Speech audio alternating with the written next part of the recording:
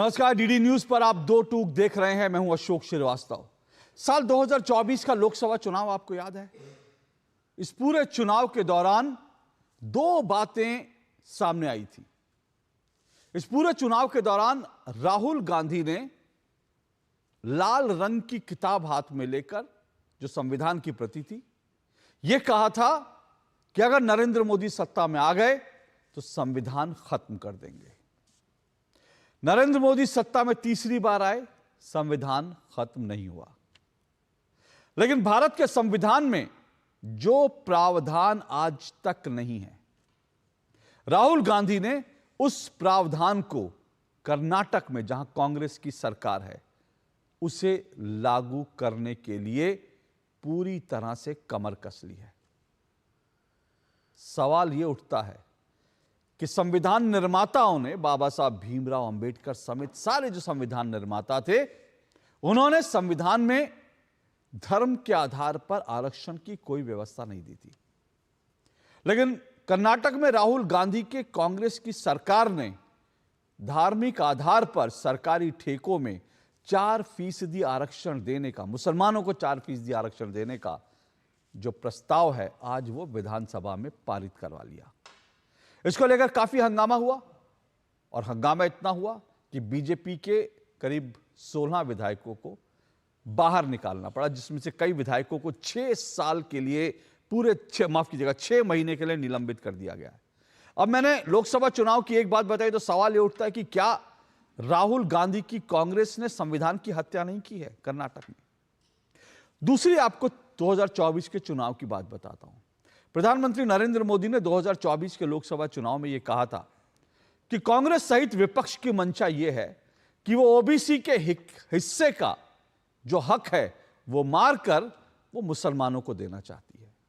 मध्य प्रदेश में भी प्रधानमंत्री नरेंद्र मोदी ने कहा था कि ओबीसी के हिस्से का हक मार करके, उनके आरक्षण जो है छीन करके मुसलमानों को देने की कांग्रेस तैयारी कर रही है। तब कांग्रेस ने और पूरे विपक्ष ने कहा था कि प्रधानमंत्री नरेंद्र मोदी के आरोप झूठे हैं, बेबुनियाद हैं। लेकिन आज कर्नाटक में प्रधानमंत्री नरेंद्र मोदी की यह बात 100% सच साबित हो गई, जब कर्नाटक में मुसलमानों को ओबीसी के 27% आरक्षण में से 4% निकाल करके मुसलमानों को दे दिया गया। ये तो बात मैंने 2024 के चुनाव की बताई। अब इसको लेकर देश में चर्चा चल रही है और बहस चल रही है। क्या यह संविधान का उल्लंघन नहीं है? क्या यह ओबीसी का हक मारना नहीं है? क्या यह तुष्टीकरण की राजनीति नहीं है? यह सब बहस अब देश में एक नए सिरे से शुरू हो गई है, और इसीलिए आज हम इस पर चर्चा करेंगे। आज का मेरा विषय राहुल का प्रण, योग्यता नहीं सिर्फ तुष्टीकरण। लेकिन जो मैं आज, मेरा शीर्षक है, उसके साथ राहुल गांधी का एक बयान भी जुड़ा हुआ है। आज दरअसल राहुल गांधी का एक बयान वायरल हुआ, जिसमें राहुल गांधी यह कह रहे हैं कि योग्यता की जो प्रणाली है ना भारतीय सिस्टम में, जो मेरिट की व्यवस्था है, वो पूरी तरह से दोषपूर्ण है। यानी राहुल गांधी कह रहे हैं मेरिट वेरिट कुछ नहीं होता जी, मेरिट नहीं होता, मेरिट की व्यवस्था पूरी तरह से दोषपूर्ण है। ये तो जो अपर कास्ट है उनका एक बनाया हुआ नैरेटिव है मेरिट। अगर आप कहते हैं ना कि मेरा बेटा योग्य है, क्योंकि वो तो देखो परीक्षा में गया था, कॉम्पिटिटिव एग्जाम में गया था, और उसने वहां पर जो है अच्छे मार्क्स हासिल किए, अच्छी रैंकिंग मिली। राहुल गांधी इस तमाम योग्यता को कह रहे हैं कि यह पूरी दोषपूर्ण प्रणाली है, और यह पूरी की पूरी प्रणाली जो है ये सिर्फ और सिर्फ जो है अपर कास्ट के लोग जो है उनको आगे बढ़ने के लिए मौका देती है। अब राहुल गांधी का यह बयान वायरल हुआ तो सवाल यह है, आज ही राहुल गांधी का बयान भी वायरल होता है, और आज ही कर्नाटक में विधानसभा में मुस्लिम तुष्टीकरण का 4% आरक्षण का सरकारी ठेकों में वो प्रस्ताव पारित हो जाता है। तो सवाल ये उठना लाजमी है कि राहुल गांधी के लिए योग्यता क्यों मायने नहीं रखती, और राहुल गांधी को योग्यता से परेशानी है क्या? इसीलिए कांग्रेस जो है तुष्टीकरण की राजनीति पर चल रही है, और वो भी मुस्लिम तुष्टीकरण। ये तमाम सवाल है जो आज उठ रहे हैं। दो टूक में आज इन सब मामलों को उठाएंगे। उससे पहले राहुल गांधी का बयान सुनिए, राहुल गांधी ने क्या कहा। लेकिन साथ साथ मैं आपको राहुल गांधी का पुराना बयान भी सुनाऊंगा, क्योंकि इन्हीं राहुल गांधी ने कुछ समय पहले यह कहा था कि बीजेपी तुष्टीकरण, बीजेपी जो है वो मेरिट के आधार पर लोगों की नियुक्तियां नहीं करती है। तो उसने राहुल गांधी ने बीजेपी सरकार पर आरोप लगाया कि मेरिट के आधार पर लोगों की नियुक्तियां नहीं हो रही हैं। लेकिन आज वही राहुल गांधी कह रहे हैं कि मेरिट की व्यवस्था ही दोषपूर्ण है। अब राहुल गांधी क्या कहना चाहते हैं, उनकी बातों का क्या मतलब निकलता है, ये जरा आप सुनिए, आप अंदाजा लगाइए। सुनिए जरा।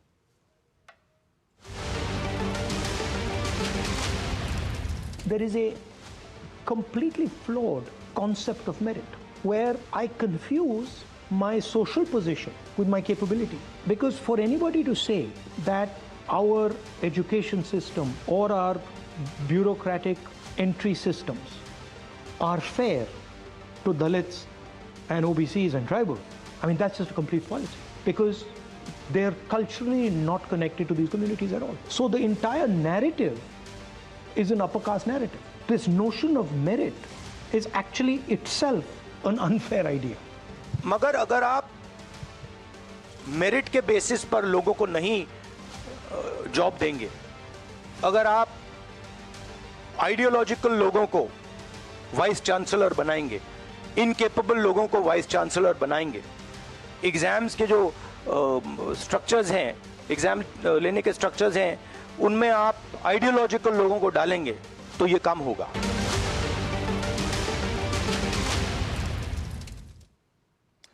तो आपने राहुल गांधी का बयान सुना। अब आप अंदाजा लगा लीजिए, राहुल गांधी पहले सही थे, आज सही बोल रहे हैं। और राहुल गांधी खुद भी ये बताएं और कांग्रेस बताए कि राहुल गांधी तब सही थे जब वो कह रहे थे कि बीजेपी मेरिट के आधार पर लोगों की नियुक्तियां नहीं कर रही है, आज सही है जब वो खुद कह रहे हैं कि मेरिट की पूरी व्यवस्था जो है वो दोषपूर्ण है।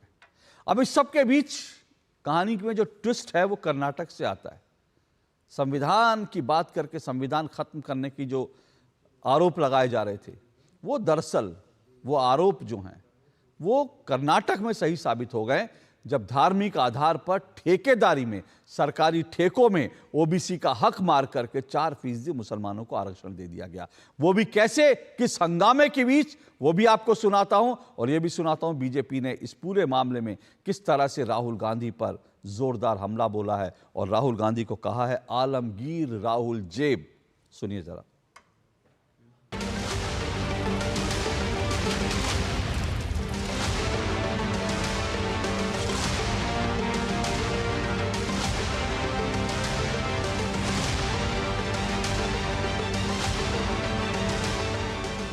ये जो 4% मुस्लिम आरक्षण या रिजर्वेशन दिया गया है, यह कैटेगरी 2B ओबीसी आरक्षण के अंतर्गत दिया गया है। जो पिछड़ा वर्ग होता है, ओबीसी होता है, उस ओबीसी कैटेगरी 2B में से 4% दिया गया है। इसका अर्थ है कि ओबीसी बंधुओं के अधिकार को मार करके, उसमें सेंधमारी करके जो ओबीसी को मिलना चाहिए उसे काट करके कर्नाटक की सिद्धरमैया सरकार ने राहुल गांधी जी के कहने पर मुसलमानों को दिया है। देखिए, देश के अंदर जो बहुसंख्यक वर्ग है, बहुसंख्यक से मेरे मुराद ना जाति पे ना धर्म पर, बहुसंख्यक है गरीब। और गरीब कौन है? गरीब है दलित, गरीब है पिछड़ा हुआ, गरीब है आदिवासी, गरीब है मुसलमान। इसलिए इनकी जनगणना करा करके इनको इनकी आबादी के अनुपात में इनको हिस्सा मिलना चाहिए, इनकी हिस्सेदारी होनी चाहिए। यही कांग्रेस की मांग है। भारतीय जनता पार्टी को सच्चर कमेटी की रिपोर्ट देखनी चाहिए, रघुनाथ मिश्रा के जो कमीशन बना था उसकी रिपोर्ट देखनी चाहिए। जाहिर है कि ये सामाजिक तौर पर, आर्थिक रूप से, शिक्षण रूप से, हर तरह से पीछे हैं। और इनको, अगर हमको देश को मजबूत करना है, राष्ट्र को मजबूत करना है, तो समाज के सब वर्ग को लेकर चलना पड़ेगा। कर्नाटका में कांग्रेस की सरकार का एजेंडा साफ है। उनका एजेंडा है मुस्लिम फर्स्ट, वोट बैंक फर्स्ट। ये औरंगजेबी जिन्ना मानसिकता वाली सरकार कभी 4% रिजर्वेशन रखती है गवर्नमेंट कॉन्ट्रैक्ट में, जो संविधान के खिलाफ है, और फिर संविधान के खिलाफ जाकर रेजोल्यूशन पारित करती है एक आने वाले केंद्र के कानून के खिलाफ। कौन सा? वक्फ अमेंडमेंट है। अरे इसमें केंद्र का कानून है, क्या लेना देना है स्टेट का? ये कुटाराघात नहीं है संविधान पर, ये हमला नहीं है संविधान पर। 4% quota to the Muslim, it is unconstitutional. It is against the rules. So it will not stand only for the appeasement politics. For that purpose, they passed the bill. It is against the constitution. and too much effacement of the minorities, particularly Muslims, it will harm to the Congress party. Last 1 week back, reservation for category 2B in small contracts bill was introduced in the House. Last 1 week, we have been asking them to come on debate on that. BJP has been avoiding to debate on that 4% reservation for 2B category in small contracts. And the last day they are doing this ruckus. They create the ruckus and they themselves, they blame us. From last 1 week, we have invited you to come and debate. They didn't want that bill to be taken up. Alamgir Rahul जेब के लिए अर्ज है, जहां पनाह बनने का ख्वाब पाले, अरमान पाले, मुस्लिम तफक्कुद की राह पर है सहजादा। तफक्कुद मतलब तुष्टिकरण। कुर्सी की आसनाई में अंधे हुए हैं इस कदर कि दिन रात मुस्लिम इश्क में गिरफ्तार है सहजादा।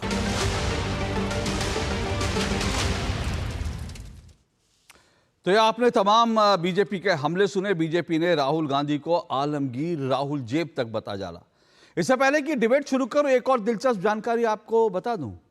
जब विधानसभा में, कर्नाटक के विधानसभा में बीजेपी एक सीडी कांड के ऊपर, एक जो है हनी ट्रैप मामले में एक सीडी कांड को लेकर के जब डिबेट कराने की बात कर रही थी, उसी समय हंगामा होता है और उस हंगामे के बीच कांग्रेस ये बिल पारित करवा लेती है। लेकिन इस हंगामे में कांग्रेस एक और विधेयक पारित करवा देती है।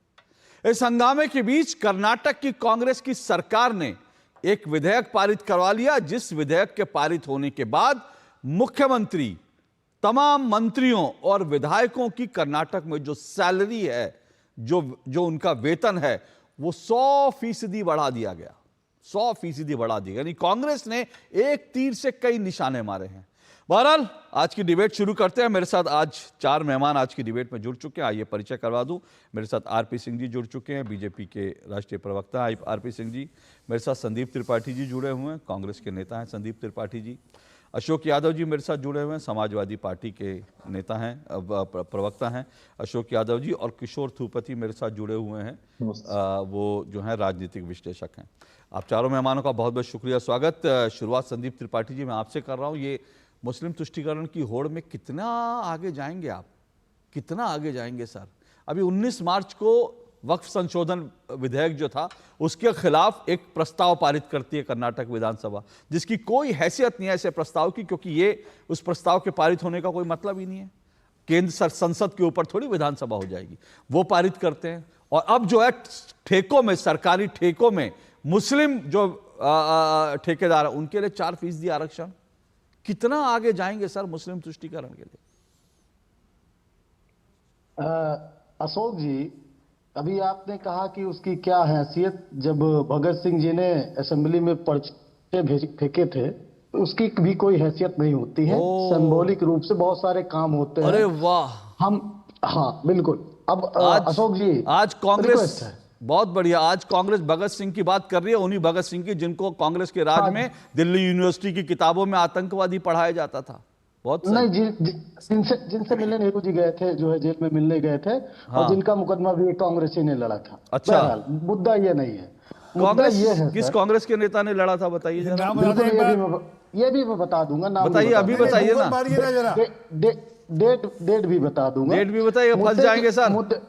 नहीं, फंस नहीं जाए, फंस जाएंगे सर। आप जबरदस्ती भगत सिंह का आप भगत सिंह बनने की कोशिश करने लगे। मैं चाह रहा था कि आप जो है विषय पर आए। आप कांग्रेस को भगत सिंह से, कांग्रेस की तुलना भगत सिंह से करके ना, आप मतलब भगत सिंह का अपमान मत कीजिए। आज की कांग्रेस की कम से कम कांग्रेस से तुलना करके भगत सिंह से प्लीज। भगत सिंह को आतंकवादी पढ़ाते रहे आप लोग। भगत सिंह को 2016 तक आतंकवादी पढ़ाते रहे दिल्ली यूनिवर्सिटी की किताबों में। तो अटल बिहारी वाजपेयी जी भी वही काम करते थे। अटल बिहारी वाजपेयी तो उन्होंने, अटल बिहारी वाजपेयी भी शामिल थे, तो ठीक है। अटल बिहारी वाजपेयी 6 साल के लिए, अटल बिहारी वाजपेयी 6 साल के जिम्मेदार थे, लेकिन आप लोग जो है 70 साल के जिम्मेदार हैं। बोलिए। आते सर 55 साल हमने शासन किया। 55 साल जिम्मेदार है, तो 55 साल तक आपने 55 साल तक कैसे बढ़ाया? आपने 55 साल तक भगत सिंह को कैसे आतंकवादी बता दिया सर? 55 साल तक भगत सिंह को आतंकवादी बताते रहे आप लोग। अंग्रेज मानते थे, तो अंग्रेज जो मानते थे वो आप भी मानते थे? नहीं, हम नहीं मानते। तो फिर भगत सिंह आतंकवादी कैसे थे? फिर भगत सिंह बिल्कुल नहीं कह आतंकवादी। रहे, सर। देखिए, एक मिनट रुकिए, सुनिए, मेरा आज का विषय नहीं है बिल्कुल भी। एक मिनट, मैं आज के विषय, एक मिनट रुकिएगा, मैं आज के विषय पर आना चाहता हूं। जी, वो इसी पे मैं भी आ रहा हूं। बिल्कुल आइए, मैं आपको मौका दूंगा, लेकिन मेरी डिबेट में कम से कम भगत सिंह का नाम लेकर अपमान मत कीजिए, भगत सिंह का। चलिए सर, आपको दिक्कत हो सकती है सर। नहीं, मुझे दिक्कत, पूरे देश को दिक्कत होगी। बोलिए, विषय पर भारतीय आइए। जनता पार्टी के लोग एयरपोर्ट का नाम चेंज कर देते हैं, उनका सम्मानते हैं। भगत सिंह एयरपोर्ट किसने नाम रखा? बताइए, बताइए, बताइए, भगत सिंह एयरपोर्ट किसने नाम रखा? भारतीय जनता पार्टी ने शहीद आजम भगत सिंह। देश के किस एयरपोर्ट का नाम शहीद आजम भगत सिंह का?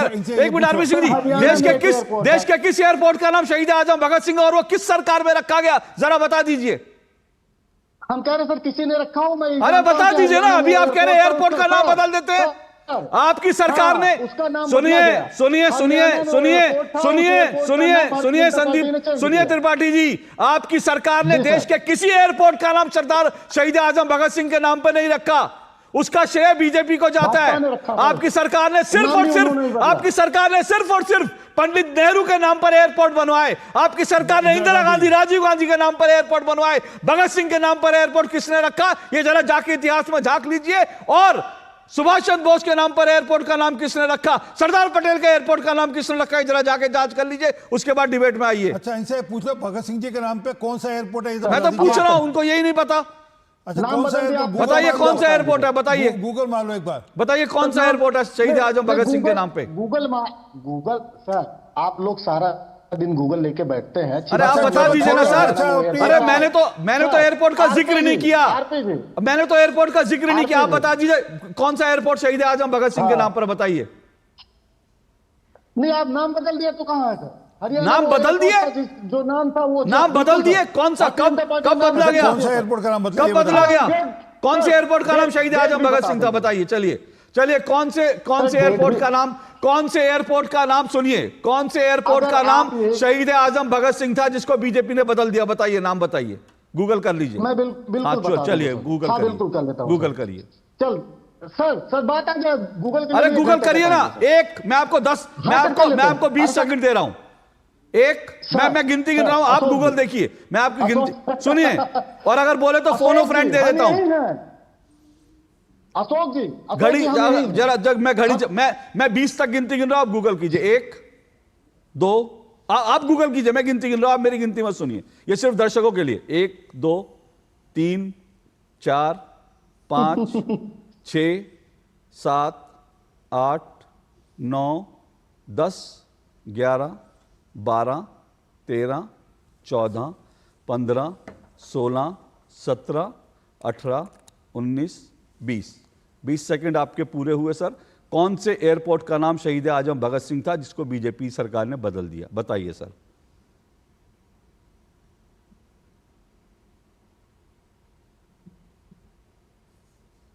त्रिपाठी जी 30 सेकंड हो गए। बिल्कुल बता रहे हैं सर, चंडीगढ़ अंतर्राष्ट्रीय हवाई अड्डे का नाम बदलकर एक मिनट सर क्या कर रहे हैं सर, क्या कर रहे हैं सर, धैर्य रखिए, क्या कर रहे हैं सर, रखिए। अरे सर 40 सेकंड सर, चलिए कोई बात नहीं, आप गूगल कर लीजिए, थोड़ा गूगल कर लीजिए। 40 सेकंड थोड़ी तैयारी करके राय करें। चंडीगढ़ का मोहाली जो एयरपोर्ट है, जो मोहाली एयरपोर्ट है, उसका नाम हमारे कारण से रखा गया और वहां पे प्रतिमा लगाई गई। 50 सेकंड। कौन सा हटाएगा ये बताइए। हाँ बिल्कुल बता। 1 मिनट। 1.5 मिनट। 1:30। 1 मिनट सर, आ जाने सर आप ढूंढिए, मैं आपको पूरा टाइम दे रहा हूं, मैं सिर्फ समय की काउंटिंग कर रहा हूं। 1 मिनट। ये प्रेशर डाल रहे हैं। 1 minute 40 second.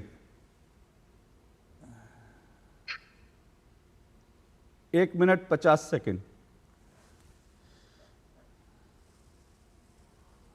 2 minute.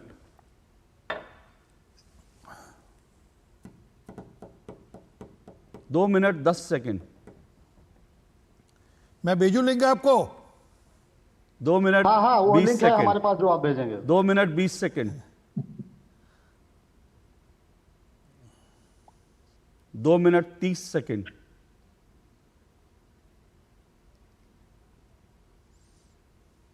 2 minute 40 second. हाँ सर, जिस एयरपोर्ट को इन्होंने 2022 में जो है नाम चेंज किया, उस एयरपोर्ट का नाम हरियाणा सरकार की, इनकी मौजूदा सरकार ने प्रस्ताव पारित करके उसका नाम हटाने की कोशिश की थी। हमारी वो मांग थी, बाद में इन्होंने 2022 में उसको पूरा किया सर। और उसकी पूरी मैं डिटेल आरपी सिंह जी आपको भेज दे रहा हूँ सर मुझे पूरी खबर भेज दे रहा हूं सर। अरे सुनिए सर, अरे सर इससे हमने डिबेट की है। अरे खींचिए मत ना, सुनिए आराम से।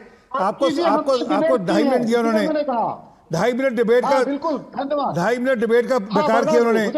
सुन लीजिए, वो शहीद भगत सिंह नाम भाजपा के चलते हुआ, वहां पर शहीद भगत सिंह जी की प्रतिमा भाजपा के लोगों के घर से लगी है। आपका तो रोल ही नहीं है। आपके किसी एक नेता के बयान सुना दीजिए, इससे कहो शहीद भगत सिंह जी के नाम की प्रतिमा वहां लगनी चाहिए। सिर्फ आरपी सिंह और संदीप त्रिपाठी को रखिए। आरपी सिंह और संदीप त्रिपाठी, बताइए। गूगल मारिए, गूगल थोड़ा और ढूंढिएगा।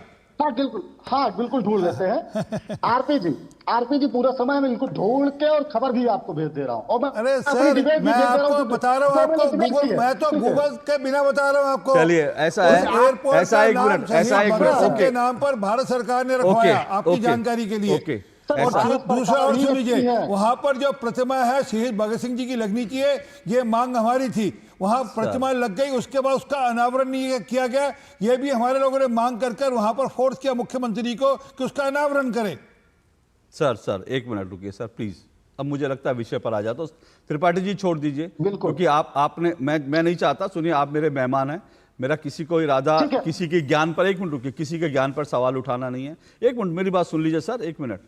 मेरा किसी के ज्ञान पर सवाल उठाना नहीं है, लेकिन आपकी जानकारी गलत थी, ठीक है। वो होता है कई बार, आपके जहन में कुछ और होगा, लेकिन वो गलती से आपके मुंह से निकल गया होगा। मेरा सिर्फ भाव ये था कि भगत सिंह का, आज की कांग्रेस का भगत सिंह से कंपैरिजन मत कीजिए प्लीज, मेरा सिर्फ इतना निवेदन था। अब बताइए, मुस्लिम तुष्टीकरण के लिए कहां तक जाएंगे? नहीं, तब की कांग्रेस का भी भगत सिंह जी से कुछ लेना देना नहीं था। वो तो सर सब जानते हैं, लेकिन चलो मैं तो सबकी छोड़ भी देता हूँ। कांग्रेस का भगत सिंह मैं जी छोड़ के देता हूँ साथ सर, कभी कुछ लेना देना मैं नहीं छोड़ था। देता हूँ। मैं आज के संदर्भ में मेरे लिए आज की कांग्रेस इंपॉर्टेंट है। आज मुझे लगता है कांग्रेस पहले। बोलिए, कितने तुष्टीकरण में कहां तक जाएंगे? नहीं, कर्नाटका के संदर्भ में हम लोग डिबेट कर रहे हैं, और आपने 2 मुद्दे उठाए। एक जो केटीपीबी में 4% आरक्षण की बात कांग्रेस ने की, या वो बिल लेके आती है और पारित कराती है। सर, क्या उत्तर प्रदेश में ओबीसी को आरक्षण है क्या, जो है ठेकों में? या और भारतीय जनता पार्टी की 16 राज्य में सरकार है, कहीं पर ओबीसी को आरक्षण है? जो हम ओबीसी का आरक्षण खा रहे हैं सर, ये लोग तो ओबीसी का आरक्षण दे ही नहीं रहे हैं। हम तो वहां पर अगर दे रहे हैं, अगर उसमें से 4% की अगर आप बात कर रहे हैं, वो भी पर्टिकुलर एक ऐसे जो है टेंडर की हम बात कर रहे हैं जो सिर्फ सामान खरीदने का प्रोसीजर है। उसमें मैं लोक निर्माण विभाग में हम नहीं दे रहे हैं, या अन्य बहुत सारे ठेके होते हैं सरकारी, उसमें हम नहीं दे रहे। एक जो है वहां की सरकार ने एक जो है पारदर्शिता के लिए एक अधिनियम आता है, जो उस अधिनियम के तहत सरकारी खरीद के लिए जो सामान खरीदा जाता है, उसमें हम 4% आरक्षण दे रहे हैं। आपको तकलीफ हो रही है, आप आंध्रा में नौकरी में आरक्षण देते हैं। संविधान के किस प्रावधान, सुनिए ना, संविधान के किस हिस्से में, संविधान के किस प्रावधान में धार्मिक आधार पर मुसलमानों को आरक्षण दिया जा सकता है, ये जरा बताइए। धार्मिक आधार पर आज भी नहीं है सर। तो मुसलमानों को किस आधार पर दिया? आर्थिक आधार पर सर। आर्थिक आधार पर मुसलमानों को आर्थिक आधार पर, ठेके में आर्थिक आधार पर है। बिल्कुल, आर्थिक और सामाजिक। आर्थिक आधार पर 1 करोड़ का ठेका आर्थिक और सामाजिक आधार पर। आर्थिक और सामाजिक न्याय देने के लिए उसमें से 1 करोड़ ही नहीं है सर, उसमें 1 लाख का भी ठेका, 1 लाख से लेकर 1 करोड़ तक। तो सर, और सर अगर आरक्षण की बात आ रही है, आंध्रा में आप आरक्षण देते हैं तो वो आपकी सरकार है, और आपका साथी मैनिफेस्टो में कहता है कि हम 5,000 रुपए जो है मौलवियों को देंगे, तब आपको तकलीफ नहीं होती। आपका एक साथी आज दोनों केंद्र में और राज्य में, दोनों जगह पे आप सरकार में हो, आप कहते हो कि हम मस्जिदों को जो है वित्त पोषित करेंगे, तब आपको दिक्कत नहीं होती। वो ये कहते हैं कि 5 लाख तक मुस्लिम भाइयों को हम जो है लोन फ्री बिना ब्याज के देंगे, तब भी आपको कष्ट नहीं होता। आपके ही अमित शाह जी गृह मंत्री जाकर जो है कश्मीर में कहते हैं कि हम ईद और मुहर्रम पर सिलेंडर बांटेंगे, तब भी आपको तकलीफ नहीं होती। उत्तर प्रदेश में पसमानदा सम्मेलन करते हैं तब भी आपको तकलीफ नहीं होती। मोदी जी ये कहते हैं कि हमारे यहाँ ईद पर खाना नहीं बनता था, अब्दुल्ला भाई के यहाँ से आता था, तब भी आपको तकलीफ नहीं होती। मोदी जी बिना बताए देश को जो है चले जाएंगे पाकिस्तान बिरयानी खाने, तब भी आपको तकलीफ नहीं होती है। बड़े बड़े मुस्लिम शेखों से संदीप गले त्रिपाठी लगे, जी तब भी सुनिए, तकलीफ संदीप नहीं त्रिपाठी होती। जी एक मिनट तकलीफ सुनिए, आपको तब संदीप होती है त्रिपाठी जी एक जब मिनट दलितों सुनिए, को न्याय संदीप दिया त्रिपाठी जी जाएगा। एक मिनट ओबीसी को सुनिए, न्याय एक दिया मिनट जाएगा, सुनिए, तब संदीप आपको त्रिपाठी जी दिक्कत हो गया।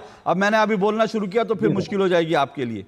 जब आप पाकिस्तान, मैंने अगर आपका अभी आपका एक टेस्ट छोटा सा किया था, अगर मैंने आपका विदेश नीति पर अभी छोटा सा, एक मिनट, मैंने विदेश नीति पर छोटा सा टेस्ट अगर कर लिया तो आपकी ऐसी तैसी हो जाएगी। इसलिए विदेश नीति में मत जाइए कि मोदी जी क्यों गए थे क्यों नहीं गए थे। नहीं, सुनिए विदेश, अच्छा शर्म अल शेख सुना है, विदेश नीति में आपका टेस्ट लूं क्या? शर्म अल शेख क्या है? शर्म अल शेख क्या, बताइए शर्म अल शेख क्या है, बताइए। बिल्कुल बिल्कुल, हम बताइए शर्म अल शेख क्या? आज मोदी जी, अरे शर्म अल शेख क्या है? नरेंद्र मोदी का संबंध नहीं है शर्म अल शेख से। शर्म अल शेख क्या, बताइए, बताइए भाई, आपका टेस्ट ले रहा हूं मैं, आप विदेश नीति की बात करने लगे कर्नाटक से, तो आपका टेस्ट लेना जरूरी है। बताइए शर्म अल शेख क्या है? आप सुनिए ना, शर्म अल शेख किस बला का नाम है, किस चिड़िया का नाम है, जानते हैं? बिल्कुल जानते हैं। बताइए शर्म अल शेख क्या है? कितना वक्त दूं आपको गूगल करने के लिए? 1 मिनट 5 मिनट चाहिए। बताइए शर्म अल शेख, बताइए क्या है, बताइए। सर शर्म अल शेख में उस समय की सरकार ने यह स्वीकार किया कि बलूचिस्तान में या पाकिस्तान में हमारी एक्टिविटी है, इस बात को हम स्वीकार करते हैं। किसने स्वीकार किया? किसने स्वीकार किया? किसने स्वीकार किया? उस समय की सरकार, मनमोहन सिंह की सरकार ने, मनमोहन सिंह की सरकार ने, मनमोहन सिंह की सरकार ने, मनमोहन सिंह की सरकार ने, बोलिए बोलिए, मनमोहन सिंह की सरकार ने। आवाज बंद कीजिए इनकी, ये मेरी डिबेट को आज पूरा डिरेल। 1 मिनट आवाज बंद कर दीजिए, अब बहुत हो गया। त्रिपाठी जी आवाज बंद करिए। ये कांग्रेस के नेता आज स्वीकार कर रहे हैं कि मनमोहन सिंह की सरकार ने शर्म अल शेख में एक शर्मनाक बात कही थी। अच्छी बात है, इनकी विदेश नीति के बारे में जानकारी दुरुस्त है। इन्होंने मान लिया कि कांग्रेस की सरकार ने वो शर्मनाक एक्सेप्टेंस किया था कि बलूचिस्तान में भारत आतंकवाद फैला रहा है। जब भारत पाकिस्तान में ये कहने गया था कि भैया आप कश्मीर में आतंकवाद फैला रहे हो, तब मनमोहन सिंह की सरकार ने घुटने टेकते हुए यह स्वीकार किया कि हां हम भी आपके यहां आतंकवाद फैला रहे हैं, और भारत और पाकिस्तान को बराबर का आतंकी देश बना दिया था। यह किया था इनकी मनमोहन सिंह की सरकार ने। आपकी इस दुरुस्त के लिए, आपकी विदेश नीति के ज्ञान के लिए आपको 10 में से 10 नंबर देता हूं। लेकिन भगत सिंह का नाम मत लीजिएगा बेशर्मी से, भगत सिंह का नाम मत लीजिएगा बेशर्मी से। जिस भगत सिंह को आतंकी पढ़ाते रहे, उन भगत सिंह का नाम मत लीजिएगा। अब मैं विषय पर आ रहा हूं, क्योंकि आप बहुत देर तक विषय को बरगलाते रहे। आरपी सिंह जी बोलिए। आरपी सिंह जी वो कह रहे हैं कि भाई तमाम चीजें मुस्लिम आरक्षण को लेकर के आपके सहयोगियों ने, कर्नाटक में जो आपके सहयोगी हैं, उन्होंने मुस्लिम आरक्षण के कई वादे किए थे। आपके जो चंद्रबाबू नायडू हैं, उन्होंने कई मुस्लिम आरक्षण के लिए वादे किए थे। तो फिर अब कांग्रेस कर रही है, तो उससे आपको ऐतराज क्यों है? अशोक भाई, 1916 का जो लखनऊ पैक्ट किया था, जहाँ पर मुसलमानों के अलग वोटों, वहाँ से लेकर देश के विभाजन से लेकर सोमनाथ मंदिर का जब उद्घाटन था, उससे लेकर अब तक ये लगातार वो बेशक जो मुस्लिम्स के लिए जो कर सकते हैं, वो मुसलमानों के लिए विशेषाधिकार हो, विशेष चिंता की जाए, वक्फ बोर्ड एक्ट के अंदर अमेंडमेंट की जाए, वो प्रिविलेजेस अलग से दी जाए, वो जो कर सकते थे वो अब तक करते आए हैं मुसलमानों को खुश करने के लिए, वोट बैंक के लिए। उनके लिए शुरू से वो एक आधार रहा है। परंतु अफसोस है कि बीच बीच में इनके कुछ नेताओं ने बयान चिंता ठीक करी, परंतु उसके ऊपर भी वापस से यू टर्न ले लिए। जात पे ना बात पर किसका नारा था? हमारा तो नहीं था, इंदिरा गांधी जी का नारा था ना। राजीव गांधी ने क्या कहा था पिछड़ी जाति वालों को लेकर? तो ये वापस से फिर उन्होंने यू टर्न भी लिए। सर में क्या है कि ये सब के सब मुसलमानों को खुश करने के लिए ये शेड्यूल ट्राइब का नुकसान कर रहे हैं। ये सबसे बड़ी अफसोस वाली बात है।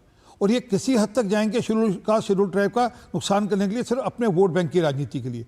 आज ये जो आरक्षण किया गया, ये ओबीसी का 4% आरक्षण काटकर मुसलमानों को दिया गया है, और ये कोर्ट पे टिकने वाला नहीं है। ये सिर्फ ये कि हम थोड़े दिन के लिए खुश कर लेंगे, हम वो कोई चुनाव सिर पे आएगा उसको उसके मद्देनजर खुश कर लेंगे, उसके बाद फिर वापस वहीं पलट जाएंगे। नहीं, पर आरपी सिंह जी वो कह रहे हैं आपकी सरकार, आपके जो सहयोगी दल हैं, उन्होंने भी तो इसी तरह के वादे किए थे। नहीं, लागू क्या हुआ वो और वादे क्या हुए वो दो बातें अलग अलग हैं, पहली बात। और दूसरा, कृपा कर कर एनडीए का जो हमारा जो जिसकी बात कर चंद्रबाबू नायडू जी का, एनडीए का जो हमारा जो अलायंस पार्टनर का जो हमारा मैनिफेस्टो है, कृपा कर वो पढ़ लीजिए। उसमें एक वादा था दीजिए, इंडिविजुअल तौर पर मैं पार्टी के नाते जो मर्जी करूं, परंतु क्या जब अलायंस तौर पर सरकार चला रहे हैं और जो अलायंस का जो मैनिफेस्टो था उसमें एक वादा था दीजिए इस प्रकार का, एक भी नहीं है उसमें।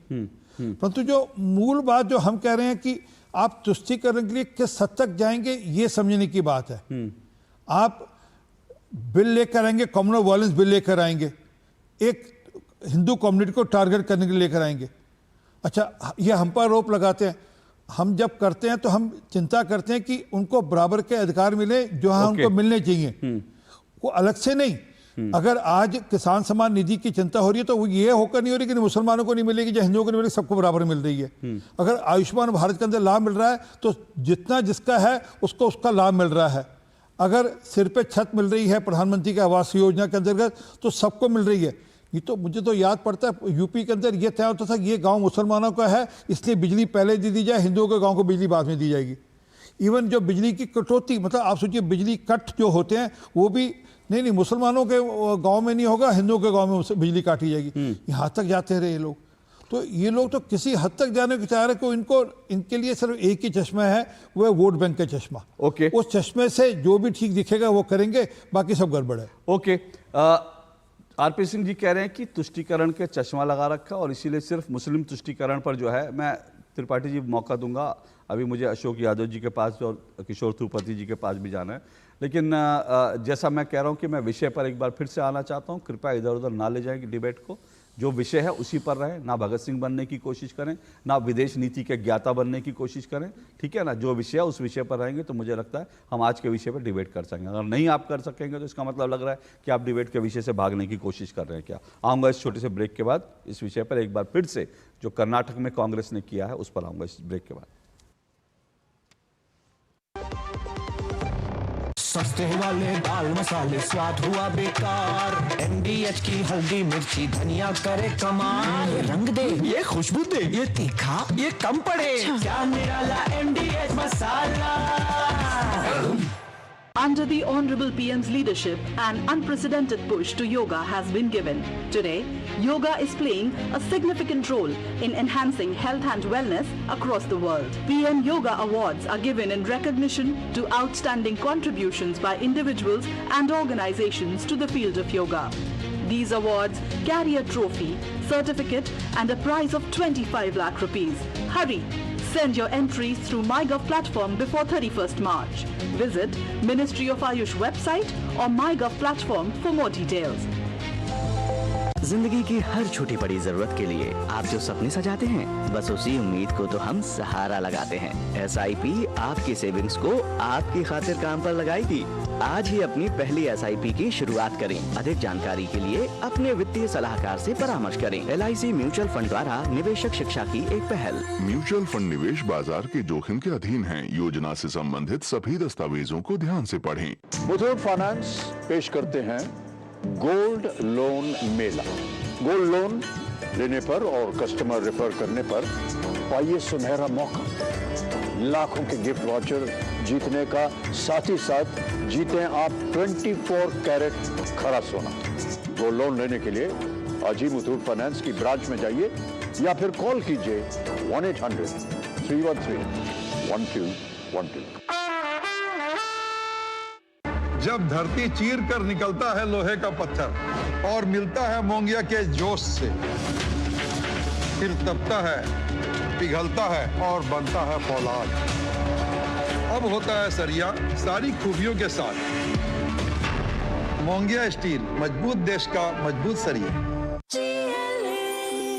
जो लक्ष्य चुना था समझ आने लगा है। GLA यूनिवर्सिटी, उच्च लक्ष्य की निश्चित प्राप्ति। तुमने नौकरी छोड़ दी, अब आगे क्या प्लान है? Full time mutual fund distribution. बेटा, इतने में घर कैसे चलेगा? पापा, मेरे पास 150 क्लाइंट्स ऑलरेडी हैं और नए क्लाइंट्स मिलते रहते हैं। अब नौकरी छोड़कर full time mutual fund distributor ही बनूंगा। आप भी मेरी तरह म्यूचुअल फंड डिस्ट्रीब्यूटर बन सकते हैं। जानिए कैसे? mfdkarishuru.com पर। तो करे शुरू। MDH का किचन किंग किचन में हो तो हम सब कुछ बना सकते हैं। बैंगन का भरता, आलू गोभी, भिंडी मसाला और भी बहुत कुछ। MDH। तो दो टूक आप देख रहे हैं। दो टूक में आज हम इस विषय पर लगातार बने हुए हैं कि राहुल गांधी ने, जिन्होंने आज ही ये बयान दिया, जिनका बयान आज वायरल हुआ कि योग्यता कोई मायने नहीं रखती, योग्यता का पूरा जो सिस्टम है वो दरअसल दोषपूर्ण सिस्टम है, मेरिट का सिस्टम दोषपूर्ण सिस्टम है। और दूसरी तरफ वहीं पर राहुल गांधी की कांग्रेस जो है वो कर्नाटक में सरकारी ठेकों में मुसलमानों को 4% आरक्षण दे देती है। तो आखिर ये आरक्षण की जो होड़ है योग्यता को दरकिनार करने की और मुसलमानों को आरक्षण देने की, क्या ये सीधा सीधा तुष्टीकरण की राजनीति नहीं? इसी पर हम चर्चा कर रहे हैं। 4 मेहमान मेरे साथ बने हुए हैं। आरपी सिंह जी बीजेपी से बने हुए हैं, संदीप त्रिपाठी जी कांग्रेस के नेता हैं मेरे साथ बने हुए हैं, अशोक यादव जी मेरे साथ जुड़े हुए हैं, समाजवादी पार्टी के प्रवक्ता हैं, और किशोर थूपति जुड़े हुए हैं, वो राजनीतिक विश्लेषक हैं, दक्षिण भारत से आता है। अशोक यादव जी आपके पास आऊँ, एक छोटी सी बात, एक छोटा जी त्रिपाठी जी, आपके यहाँ कास्ट सेंसस, कास्ट सर्वे हो चुका है ना कर्नाटक के अंदर? आप तो बड़ा ढोल पीटते हैं, राहुल गांधी बड़ा कहते हैं कि नहीं नहीं नहीं मैं तो कास्ट सेंसस लागू कराऊंगा। यार कास्ट सर्वे कब लागू होगा कर्नाटक के अंदर, ये भी बता के जाएगा जरूर। गूगल मार लीजिए, देख लीजिए कब तक लागू करने की आपकी इच्छा है। ठीक है, वो भी पूछूंगा, लेकिन उससे पहले अशोक जी आपके पास है। उससे पहले मैं जरा छोटा सी एक टिप्पणी मैं किशोर थूपति की ले लूँ, क्योंकि वो आंध्र प्रदेश और कर्नाटक दक्षिण भारत की राजनीति पर उनकी लगातार नजर रहती है। थूपति जी, ये जो दक्षिण, मैं देख रहा हूँ जितनी बार डिबेट होती है हमेशा दक्षिण भारत का लेकर दिया जाता है कि भाई आंध्र प्रदेश में चंद्रबाबू नायडू ने किया, और इसके अलावा कर्नाटक में जो है ये प्रावधान जो है देवेगौड़ा, जिनकी पहले सरकार थी तब तो बीजेपी के साथ नहीं थे, लेकिन अब वो बीजेपी के साथ है, उन्होंने ऐसा फॉर्मूला लेकर आए। तो अब कांग्रेस ला रही है, तो क्या आपत्ति है? नमस्ते अशोक जी। आंध्र प्रदेश में पहले लागू किया राजशेखर रेड्डी जी, वो कांग्रेस का ही है। सो अभी एनडीए सरकार में वो नहीं है जी। एनडीए सरकार में ऐसा मैनिफेस्टो नहीं है, मैनिफेस्टो में नहीं है। एनडीए सरकार वो कॉमन मिनिमम प्रोग्राम में जा रहा है। सो जेडीएस भी उस समय का मांगा है। अभी तो जेडीएस का कोई ऐसा बयान नहीं है ना, हम भी करेंगे ऐसा करके। सो कांग्रेस का तुष्टीकरण ये पीक से चले गए। आंध्र प्रदेश में पहले शुरू किया राजशेखर रेड्डी जी ने, 4% दिया, उसके बाद वो 12% को केसीआर जी ने लेके गया, ये सब किया है। उसमें बीजेपी का कोई दोष नहीं है। बीजेपी कभी सत्ता में नहीं था ना, आंध्र प्रदेश में नहीं था, तेलंगाना में नहीं था। अभी तो गठबंधन सरकार है, उसमें कुछ इसका बारे में कोई टिप्पणी नहीं किया, और कोई मैनिफेस्टो में भी नहीं लगाया। यानी आप कह रहे हैं कि जो कॉमन मैनिफेस्टो था उसमें नहीं था, इंडिविजुअल पार्टियों के उसमें था, लेकिन और आज लागू भी नहीं है। तो मुझे लगता है बार बार दक्षिण भारत की ये बात करके मुझे लगता है वो ये जो है ये सिर्फ और सिर्फ डिबेट को डिरेल करने की एक तरह की कोशिश है। मैं आता हूं, उससे पहले अशोक यादव जी आपके पास आ रहा हूं। अशोक यादव जी, आप तो पीडीए के हितैषी हैं, पीडीए की बात करते हैं। वो ठीक है कि आपके पीडीए में जो है अल्पसंख्यक भी आते हैं, लेकिन पीडीए में जो ओबीसी हैं उनका हक मार करके, क्योंकि ये जो 27% आरक्षण था ये सीधा ये ओबीसी का था, अब इसी में से 4% मुसलमानों को दे दिया गया। यानी ओबीसी के पास जो 27% आरक्षण था वो अब घट करके जो है वो 23% रह गया। तो क्या ये ओबीसी का हक मारी नहीं है? देखिए अशोक जी, मुझे अभी आरपी सिंह साहब की बात सुनकर के बड़ा मैं इमोशनल हो गया था। मुझे लगा कि भाजपा आज ओबीसी के बारे में सोच रही है। अब यही उत्तर प्रदेश में योगी सरकार ने, सबको पता है, गूगल भी करने की जरूरत नहीं है, 69,000 शिक्षक भर्ती में इन्होंने पिछड़ों दलितों का आरक्षण। अशोक यादव जी सुनिए ना, अशोक यादव जी सुनिए ना, अरे एक मिनट अशोक यादव जी सुनिए ना। आप यूपी में बोलना चाहेंगे, मैं आपको बिल्कुल 2 मिनट दूंगा, वो आप सब मेरे सवाल पे पहले आ जाइए, बताइए कि क्या आप, अरे एक मिनट ओबीसी पे उन्होंने क्या किया, उनके ऊपर आप मैं आपको 2 मिनट दूंगा, ये मेरा वादा है। मुझे पहले ये बताइए, कर्नाटक में जो कांग्रेस ने ओबीसी की हकमारी की है, आप उसमें साथ खड़े हैं क्या? क्या आपको लगता है मुसलमानों को जो 4% आरक्षण वहां दिया जा रहा है संविधान सम्मत है क्या? अशोक जी, संविधान सम्मत तो ये भी नहीं है और संविधान सम्मत वो भी नहीं है। अभी हमारे एक साउथ के आपने राजनीतिक विश्लेषक महोदय बुलाया है, उन्होंने अपनी बात रखी। मैं उनसे पूछना चाहता हूं आपके माध्यम से कि जो उन्होंने कहा कि जो है चंद्रबाबू नायडू की सरकार में मुस्लिम आरक्षण नहीं लागू है, कितना बड़ा झूठ बोल रहे हैं ये, कितना बड़ा झूठ बोल रहे हैं। अरे अशोक जी, मोदी जी जब गए थे वहां प्रचार करने तो कहे थे कि पिछड़े भाइयों का, दलित भाइयों का आरक्षण छीन करके ये लोग मुसलमानों को दे रहे हैं। और चुनाव बाद जब परिणाम आया तो इसी बात पर डील पक्की हुई। चंद्रबाबू नायडू की मोदी सरकार के बीच गठबंधन फाइनल हुआ कि मुसलमानों का जो आरक्षण चला आ रहा है वो ऐसे ही कंटिन्यू रहेगा। इसी बात पर डील पक्की हुई। ये कह रहे हैं कि कहां वो कॉमन मिनिमम प्रोग्राम में नहीं है। गजब बात करते हैं आप लोग। आप कह रहे हैं आंध्र प्रदेश में, आप लोगों के मानता पे आप कह रहे हैं आंध्र प्रदेश में मुसलमानों को आरक्षण दिया जा रहा है। बिल्कुल इसी बात पर डील हुई है अशोक जी, इसी बात पे डील हुई है। आरपी सिंह जी बोलिए। इसी बात पे डील हुई है। आरपी सिंह जी बोलिए। और दूसरी बात मेरी बात हो जाने दी अशोक जी, फिर अपनी बात रखेंगे। दूसरी बात बता दूं मैं, कर्नाटक में जिन पे आज आप कांग्रेस की बात पर सवाल उठा रहे हैं लोग, आप ये बताइए, आज जो कुमारस्वामी ने कहा, इस बात को आपने कहा, आपको आप स्वीकार कर रहा हूं, आपने सवाल उठाया कि कुमारस्वामी सरकार ने जो मुसलमानों को आरक्षण दिया था उस आरक्षण के बारे में भाजपा नहीं बोल रही है। आज उसमें कैबिनेट मंत्री है मोदी सरकार में। दूसरी बात मैं जो कहने जा रहा था, पूरे 4.5 साल मुसलमानों का आरक्षण कंटिन्यू किया भाजपा सरकार ने कर्नाटक में। चुनाव से ठीक 3-4 महीने पहले उसको हटा के 2% लिंगायत और 2% ओकालिंगा को दे दिया।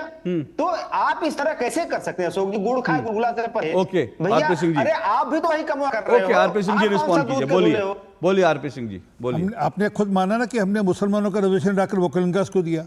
4.5 साल दिया आपने। अरे सर, एक 4.5 साल दिया। अच्छा दिया ना, 4.5 साल। अच्छा दिया, सुन लिया आपकी बात सुन ली, पर दिया तो हमने ही ना। फिर वापस से आपने तो उल्टा कर दिया। आपके अलायंस पार्टनर ने कांग्रेस ने उसको उल्टा कर दिया, उसको रिवर्स कर दिया ना।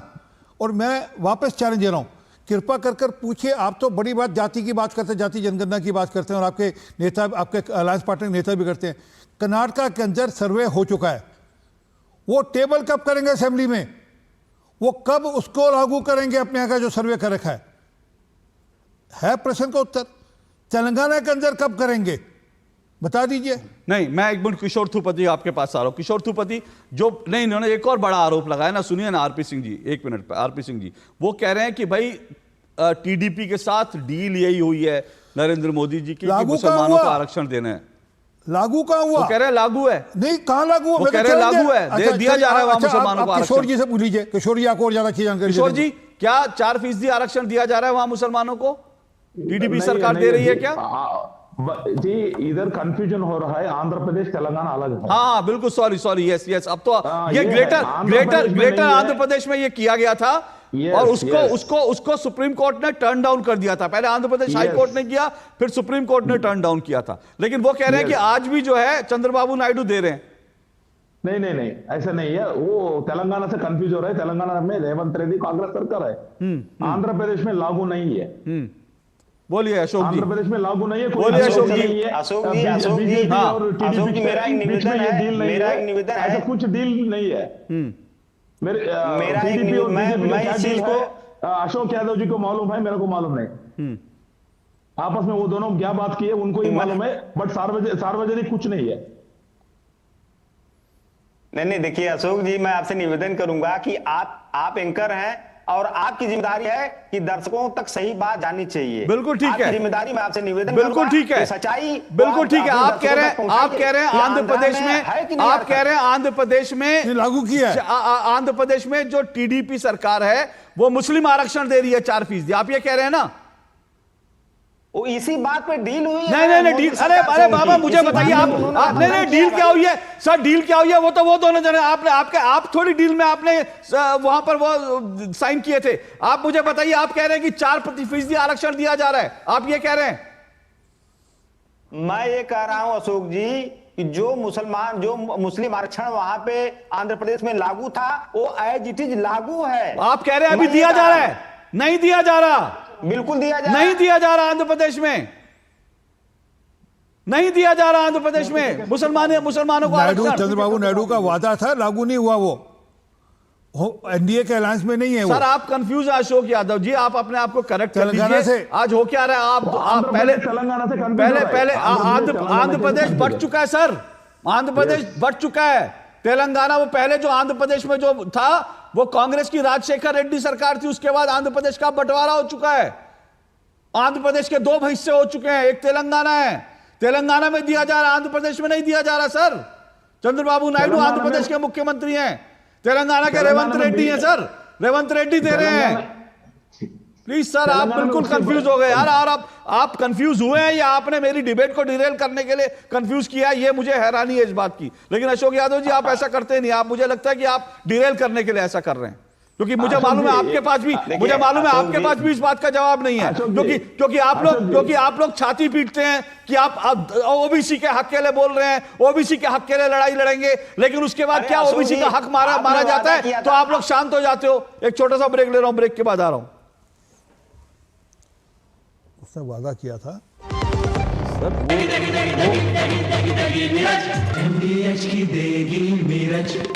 देगी मिर्च का तड़का, अंग अंग फड़का। की देगी मिर्च। रिटायरमेंट प्लानिंग के लिए तेरा एसआईपी के बारे में क्या ख्याल है? रिटायरमेंट अभी तो पूरी लाइफ बाकी है यार। और तुझे नहीं लगता अगर रिटायरमेंट के बारे में अभी से नहीं सोचे तो आगे जाके प्रॉब्लम होगी? पर रिटायरमेंट के बारे में सोचना क्यों है इतना जरूरी? जब तक आप रिटायर हो जाएंगे महंगाई काफी ज्यादा बढ़ जाएगी और आपकी इनकम वो तो रुक ही जाएगी। इसीलिए आज ही म्यूचुअल फंड्स में SIP शुरू कीजिए और हर महीने थोड़ा थोड़ा करके धन इकट्ठा कीजिए एक कंफर्टेबल रिटायर्ड लाइफ जीने के लिए। अधिक जानकारी के लिए अपने वित्तीय सलाहकार से परामर्श करें। LIC म्यूचुअल फंड द्वारा निवेशक शिक्षा की एक पहल। म्यूचुअल फंड निवेश बाजार जोखिम के अधीन है। योजना से संबंधित सभी दस्तावेजों को ध्यान से पढ़ें। जो लक्ष्य चुना था समझ आने लगा है। GLA यूनिवर्सिटी, उच्च लक्ष्यों की निश्चित प्राप्ति। मास्टर जी।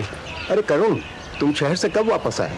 परसों आया मास्टर जी, माँ का बार-बार फोन। अच्छा गिरधर, तुमने जो जानकारी दी उससे मेरे बेटे का काफी भला हुआ। Thank you sir. यार गिरी, तो पॉपुलर बन गया तू? पॉपुलर नहीं यार, डिस्ट्रीब्यूटर बन गया म्यूचुअल फंड्स का। मैं इन सभी की मदद करता हूँ, उनका भला होता है तो वो दुआ देते हैं।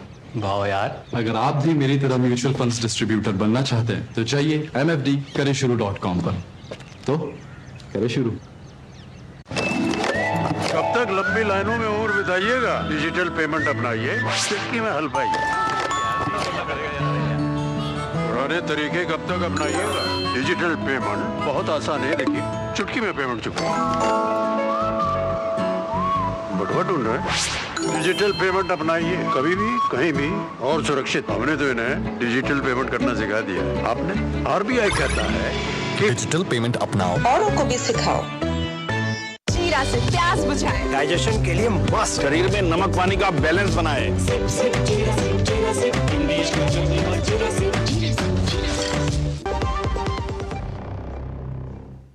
चलिए, दो टूक आप देख रहे हैं, दो टूक में हम चर्चा कर रहे हैं कि जिस तरह से मुस्लिम आरक्षण को लेकर 4% मुस्लिम आरक्षण दिया गया। और जब मैं बात कर रहा हूं ना ये पूरे तुष्टीकरण की, तो देखिए 2-3 चीजें बड़ी इंपॉर्टेंट हैं। इस बात को समझिए कि मुस्लिम तुष्टीकरण को लेकर किस हद तक कांग्रेस आगे चली गई है। कर्नाटक में पहले वक्फ संशोधन विधेयक को लेकर के जो है उसके खिलाफ एक प्रस्ताव पारित हो जाता है, फिर कह रहा हूं उसकी कोई कॉन्स्टिट्यूशनल लीगैलिटी नहीं है।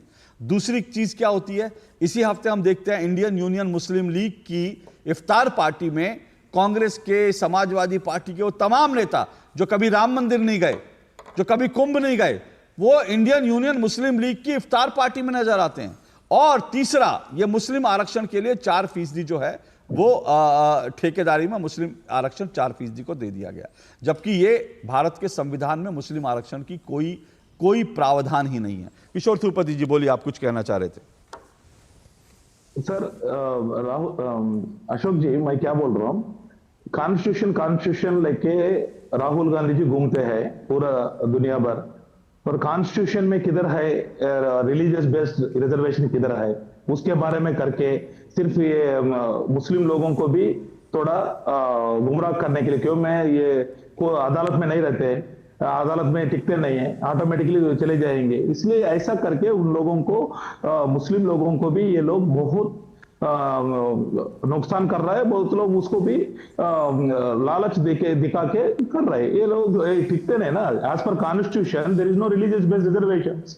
एंड एक और बात भी मैं बोल रहा हूँ, अशोक यादव जी भी है ना, Ashok Yadav should be concern. Congress का ये सब गेम प्लान क्या है ना, Congress is losing its votes to its allies.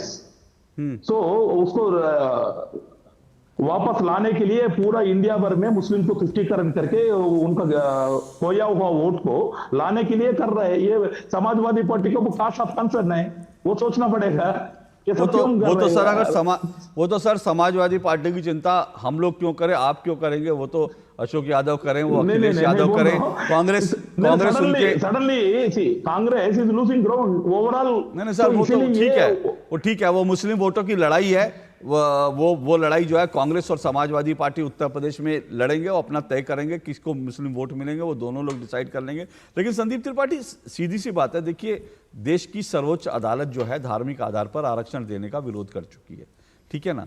सर्वोच्च देश की संविधान में फिर कह रहे हैं संविधान में कोई व्यवस्था इसकी नहीं है, ना बाबा साहब भीमराव अंबेडकर ने ऐसा कहा था कि धार्मिक आधार पर आरक्षण दिया जाए।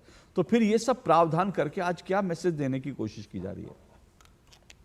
अशोक जी, बिल्कुल आप जो कह रहे हैं सही है कि धार्मिक आधार पर आरक्षण की कोई व्यवस्था संविधान में नहीं है, इस बात को हम स्वीकार करते हैं। और संविधान में इस बात की भी व्यवस्था नहीं थी कि आर्थिक आधार पर EWS दिया जाए, लेकिन संविधान संशोधन होता है और दिया जाता है लोगों को। लेकिन दिक्कत यहाँ पर सर ये है, अभी जो दो चीजें आपने एक मेरिट की बात की थी, उस पर भी मैं थोड़ा सा बात अपनी रखना चाहता हूँ। हाँ बिल्कुल रखिए। राहुल गांधी क्या कहना चाहते हैं, अगर समझा सके तो बहुत अच्छी बात है। बिल्कुल। मेरिट सर, उत्तर प्रदेश में मेरिट की ही अगर बात करेंगे तो सपा की सरकार रहती थी और पुलिस की जब मेरिट आती थी तो भारतीय जनता पार्टी के लोग और कार्यकर्ता झंडा लेके खड़े हो जाते थे। इस मेरिट में सारे यादव आ गए, क्योंकि ये परीक्षा के आधार पर नहीं, हाई स्कूल और इंटर के मार्क के आधार पर चयन हुआ है, ये गलत है। कौन विरोध करता था? भारतीय जनता पार्टी के लोग। तो सर मतलब राहुल गांधी आज बीजेपी की लाइन ले रहे हैं, ये मानूं मैं?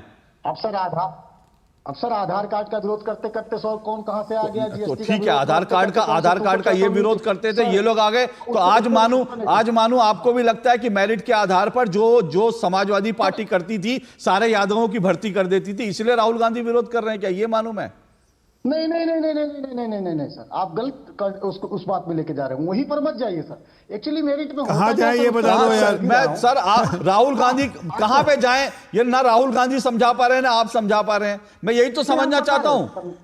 हाँ बिल्कुल सर, दो बयान आपने उनके दिखाए, हम दोनों बयान की बात कर रहा हूं सर। बिल्कुल मैं समझाने के लिए बैठा हूं, अपनी बात रखने के लिए। बताइए जल्दी सर। बिल्कुल सर, मेरिट के आधार पर जो बात होती है, जब हाई स्कूल, जैसे मैं मास्टर हूं, मुझे ये पता है कि टीचर बनाना है मेरे लड़के को, तो हाई स्कूल का मार्क उसका इतना होना चाहिए। उसके लिए वो जो अध्यापक है अपने लड़के के लिए मेहनत करता है, नकल कराता है, पैसे देता है। तो आप कह रहे हैं मेरिट की व्यवस्था जो है बोगस है। बहुत अच्छी बात है, ओके ठीक है। आप कह रहे हैं मेरिट की व्यवस्था जो है वो खराब है, तो फिर इसलिए तो मेरिट की व्यवस्था तो इसका मतलब मेरिट की व्यवस्था खराब है, इसलिए आरक्षण दे दो, मुसलमानों को आरक्षण दे दो, बाकी लोगों को आरक्षण दे दो, क्योंकि मेरिट पे कुछ नहीं देना है, सब कुछ आरक्षण पे देना। बहुत बढ़िया बात। आरक्षण भी कहा दे रहे हैं? एक मिनट त्रिपाठी जी, आरक्षण दे रहे हैं। मैं फिर वापस कह रहा हूं, कर्नाटका के अंदर आप अपना जो कास्ट सर्वे है उसको टेबल कब करेंगे? चलिए आपकी बात मैं लेता हूं, किस साल में होगा? वो सवाल लिखा है मैंने, किस साल में होगा? और दूसरा तेलंगाना के अंदर कब होगा? मुझे एक छोटा सा ब्रेक लेना है, मैं ब्रेक के बाद आता हूं, रुकिए, छोटा सा ब्रेक लेना है। सस्ते वाले दाल मसाले स्वाद हुआ बेकार, MDH की हल्दी मिर्ची धनिया करे कमाल। ये रंग दे, ये खुशबू दे, ये तीखा, ये कम पड़े, क्या निराला MDH मसाला।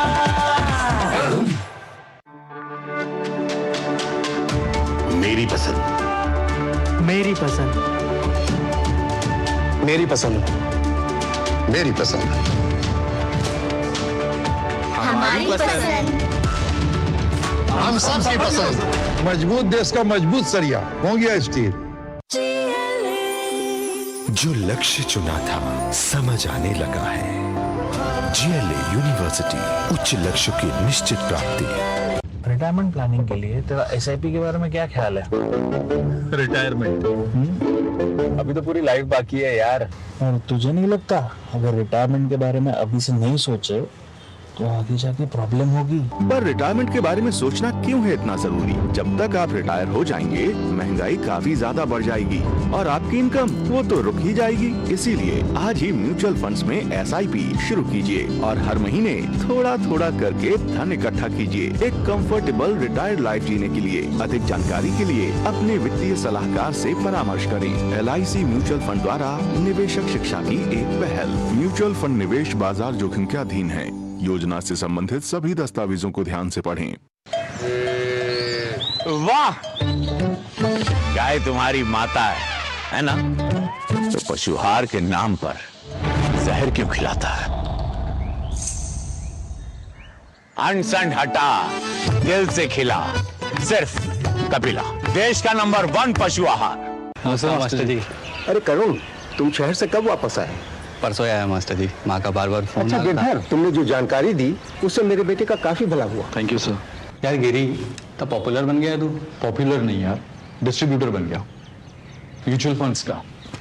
मैं इन सभी की मदद करता हूँ, उनका भला होता है तो वो दुआ देते हैं। वाह यार, अगर आप भी मेरी तरह म्यूचुअल फंड्स डिस्ट्रीब्यूटर बनना चाहते हैं तो चाहिए mfdkareshuru.com पर। तो करें शुरू। जो लक्ष्य चुना था समझ आने लगा है।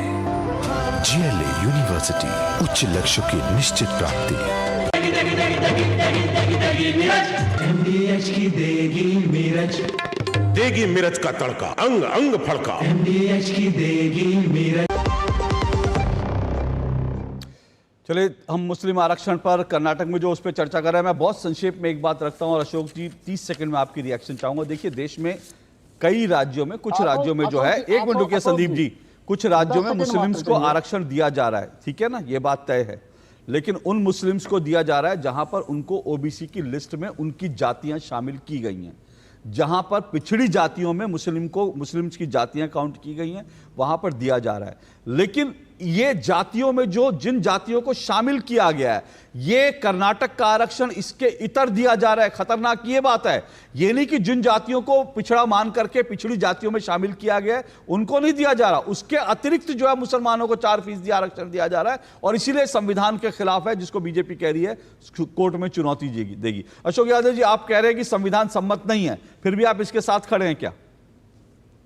देखिए, संविधान सम्मत तो अभी संदीप जी ने कहा EWS भी नहीं था, लेकिन दिया गया।